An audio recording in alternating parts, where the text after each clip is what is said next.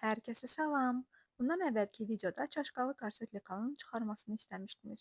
Bugün həmin konstruksiyanı sizinlə bölüşürəm. Baza bədən üzərində ilk olaraq sinə xəttindən 5 sm aşağı enərək sinə altı xətti müəyyən edirik. Çaşqaları məhz bu xətt üzərindən yerləşdiririk. Çaşqaların ölçüləri bədən ölçülərinə uyğun olaraq dəyişə bilər. Yerləşdirmə zamanı sinə hissəsindən 1 sm ara məsafə saxlanılır və çaşqa öz forması ilə köçürülür. Daha sonra konstruktiv xətt qol dibinə doğru istiqamətləndirərək əsas baza forması qurulur. Çaşqa hissəsində qalan boşluğun mərkəz nöqtəsi tapılır və həmin nöqtədən aşağı istiqamətə düz konstruktiv xətt çəkilir. Bu xətt vıtiçka xətti olacaq. Növbəti mərhələdə isə çaşqanın bitiş hissəsi ilə yan xətt arasında qalan məsafənin orta nöqtəsi müəyyən edilir. Bel hissəsindəki ölçü fərqinə görə konstruktiv bölgü aparılır. Bu korsetin bədənə daha düzgün və estetik oturmasını təmin edir.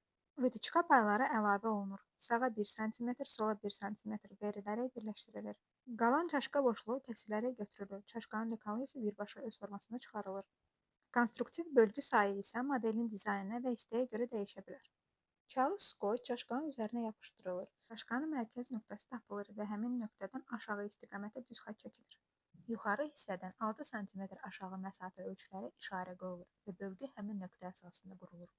Forma dəqiqliyi və ideal oturuş məhz bununla təmin olunur. Burada rəqəmləndirmə mütləqdir. Kəsim zamanı hissələrin qarışmaması üçün hər detal dəqiq işarələnir.